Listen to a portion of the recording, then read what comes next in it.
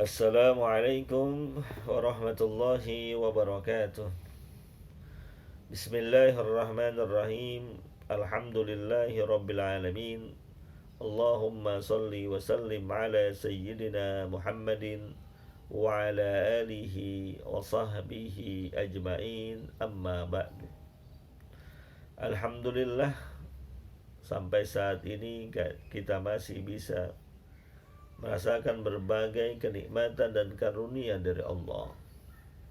Mudah-mudahan berbekal kenikmatan tersebut senantiasa kita bisa menambah kualitas dan kuantitas amal ibadah guna kita jadikan sebagai bekal menuju kehidupan akhirat nanti. Amin ya rabbal alamin. Ma'asyiral muslimin wa zumratul mu'minin rahimakumullah. Di dalam Al-Quran seringkali kita temukan ayat-ayat tentang perintah sholat disandingkan dengan perintah zakat. Wa aqimus sholata wa atuz zakata. Dan dirikanlah sholat, juga tunaikan zakat.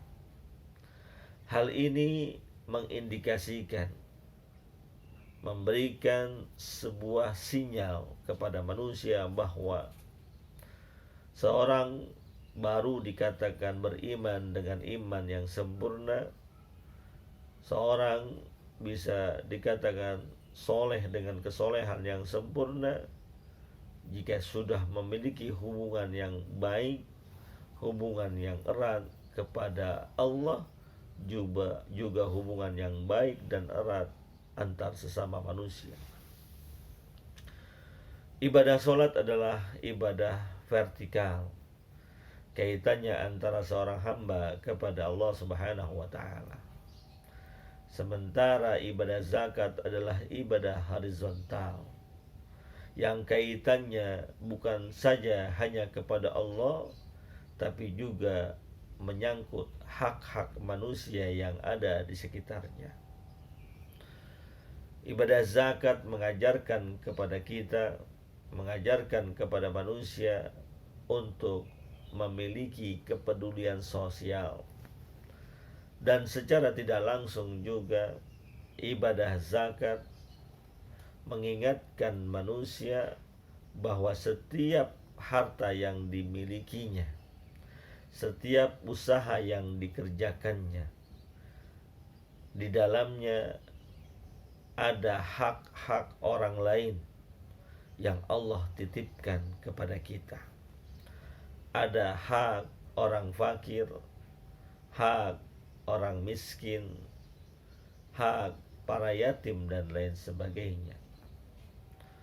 Maka jika ada seorang manusia yang hanya baik sholatnya saja, tapi enggan menunaikan zakat, bisa boleh jadi keimanannya, kesolehannya akan dipertanyakan oleh Allah Subhanahu wa ta'ala.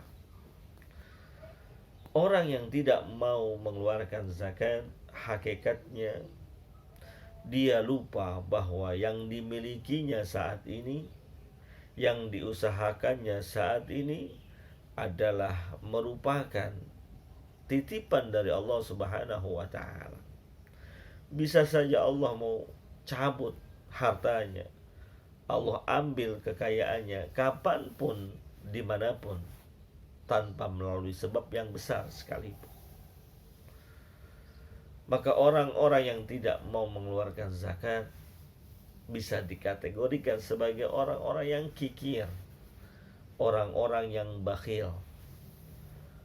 Padahal baginda Nabi besar Muhammad sallallahu alaihi wasallam pernah menyatakan, al-bakhilu la yadkhulul jannah. Orang-orang bakhil, orang-orang kikir, tidak akan masuk surganya Allah Subhanahu wa ta'ala. Wa iyadzubillah min dzalik.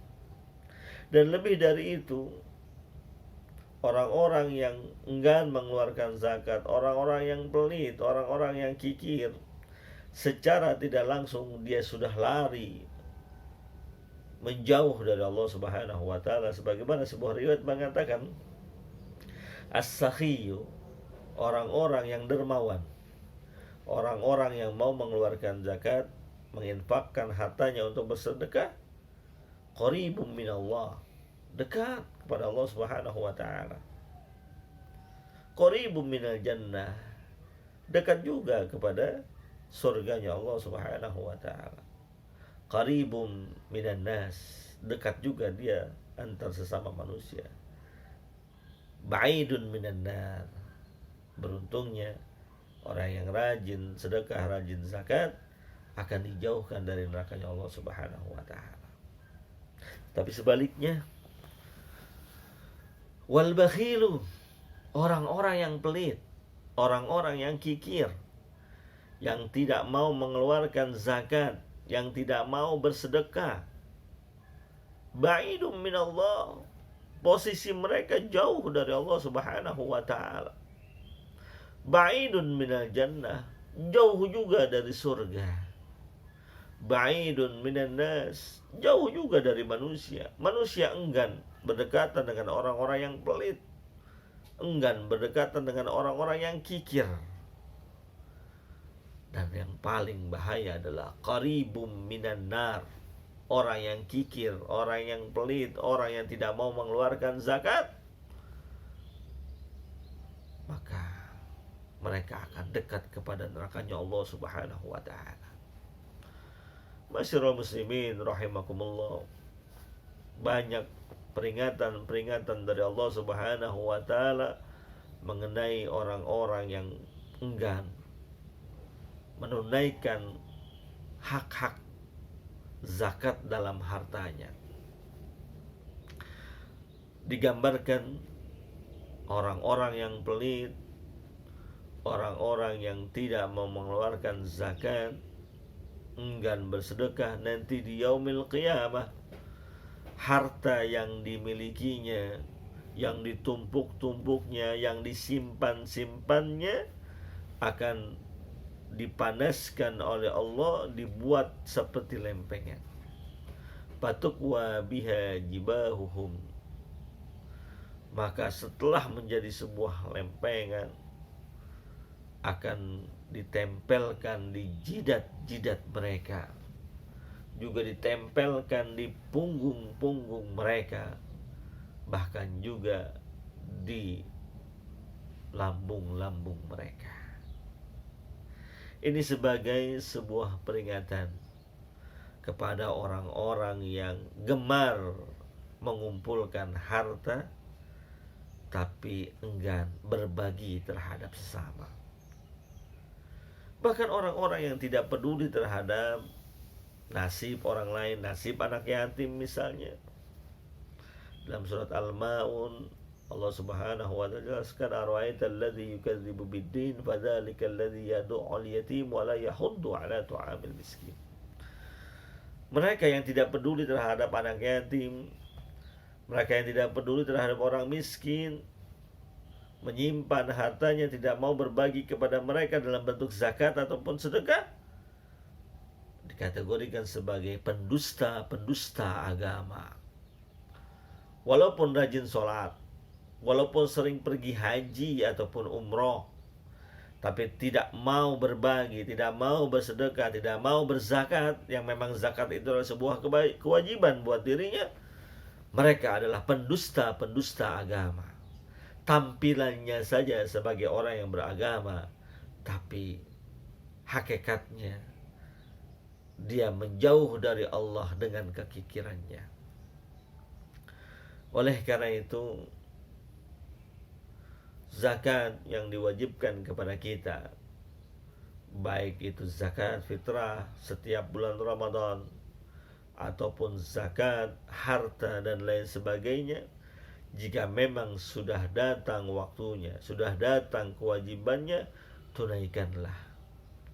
Karena setiap kewajiban zakat yang tidak kita tunaikan akan ditagih oleh Allah Subhanahu wa ta'ala di yaumil qiyamah nanti. Dan Allah akan pertanyakan harta-harta kita yang tidak dikeluarkan zakatnya, yang tidak dikeluarkan sedekahnya. Kenapa kau tidak peduli dengan orang-orang sekitar? Kenapa harta yang dimiliki tidak diberikan, ditunaikan zakatnya, padahal sudah menjadi sebuah kewajiban. Mudah-mudahan Allah Subhanahu wa taala berikan kita hidayah dan taufik agar kita dapat mengerjakan, menunaikan segala macam kewajiban-kewajiban yang dibebankan kepada kita, baik berupa ibadah salat, puasa maupun ibadah zakat. In uridu illa al-islaha mastata'tu wa ma taufiqi illa billah, alaihi tawakkaltu wa ilaihi unib. Billahi taufiq wal hidayah wal ridha wal inayah. Assalamualaikum warahmatullahi wabarakatuh.